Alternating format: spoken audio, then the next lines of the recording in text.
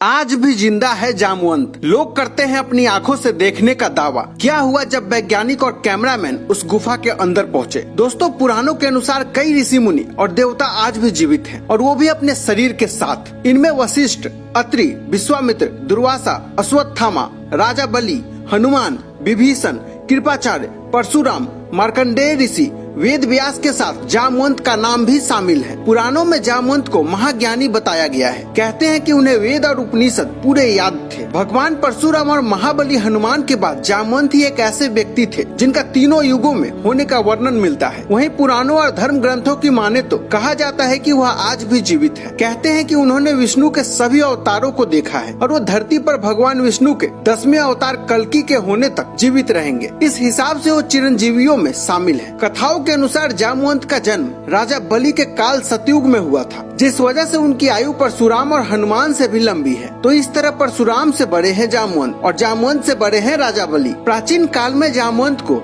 ऋक्षपति कहा जाता था। बाद में यह ऋक्ष शब्द बिगड़कर ऋच अर्थात भालू के राजा हो गया। वहीं रामायण आदि ग्रंथों में भी उनका चित्रण भालू मानव के रूप में किया गया है। जामवंत का जन्म अग्निपुत्र के रूप में देवासुर संग्राम में देवताओं की सहायता के लिए हुआ था। जामवंत की माता एक गंधर्व कन्या थी। वामन अवतार के समय जामवंत अपनी युवावस्था में थे। वहीं एक दूसरी मान्यता के मुताबिक भगवान ब्रह्मा ने 2 पैरों पर चल सकने वाला और संवाद करने वाला एक ऋक्ष मानव बनाया था, जो उनके पसीने से उत्पन्न हुआ था। भगवान राम के काल त्रेता युग में जामवंत बूढ़े हो गए थे, इसलिए जामवंत ने हनुमान जी से समुद्र लांघने को कहा था। वाल्मीकि रामायण के युद्ध कांड में भी जामवंत का नाम उल्लेखनीय है। इसमें वर्णन किया गया है कि रामायण काल में जामवंत का एक विशेष काम हनुमान जी को उनका बल याद दिलाना था। कहा जाता है कि जामवंत और कुंभकर्ण के आकार प्रकार में कुछ ही अंतर था। जामवंत को बचपन से पढ़ने का बहुत शौक था, इसलिए उन्हें अनुभवी और परम ज्ञानी माना जाता था। उन्होंने ही हनुमान को हिमालय में प्राप्त होने वाली दुर्लभ औषधियों के बारे में बताया था, जिसमें से एक संजीवनी थी। राम और रावण के युद्ध में जामवंत राम सेना के सेनापति थे। कहा जाता है कि युद्ध समाप्ति के बाद जामवंत में अहंकार आ गया था, जिस पर भगवान श्री राम ने जामवंत को अपना अगला रूप धारण करने तक तपस्या करने का आदेश दिया था। पौराणिक मान्यताओं के मुताबिक द्वापर युग में जामवंत ने कोहिनूर हीरे को धारण किया था। इस हीरे को तब समयंतक मणि कहा जाता था। इस मणि के लिए श्री कृष्ण को जामवंत से युद्ध करना पड़ा था। कथाओं के अनुसार यह मणि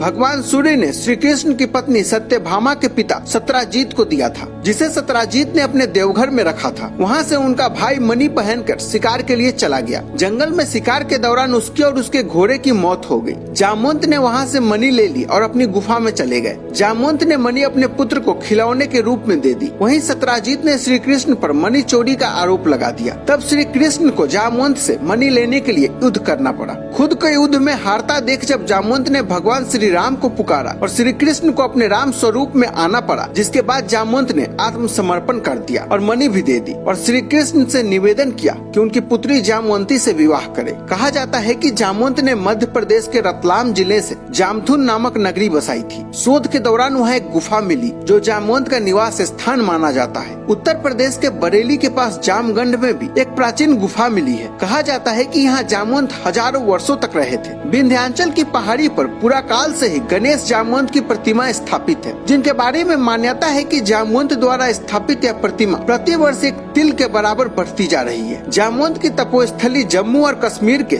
जम्मू नगर में स्थित एक गुफा मंदिर को माना जाता है। इस गुफा में कई पीर फकीरों और ऋषियों ने तपस्या की, जिस कारण इसे पीर खोह कहा जाता है। गुफा के साथ एक साधना कक्ष का निर्माण किया गया है, जो तवी नदी के तट पर है। यह मंदिर भगवान शिव को समर्पित है। कहते हैं कि खोज में जामवंत के गुफा मिलने की बाद जब वैज्ञानिक और मीडिया के लोग उस गुफा को देखने और उसके भीतर जाने के लिए पहुँचे, तो उन्हें गुफा में भयंकर अंधेरा और ऐसे ऐसे जीव दिखाई दिए कि उन्हें अपना कैमरा वहीं छोड़कर भागना पड़ा। तो दोस्तों, फिलहाल इस वीडियो में इतना ही। मिलते हैं अगले वीडियो में एक नई कहानी के साथ। वीडियो अच्छा लगा हो तो इसे लाइक और शेयर करना ना भूलें।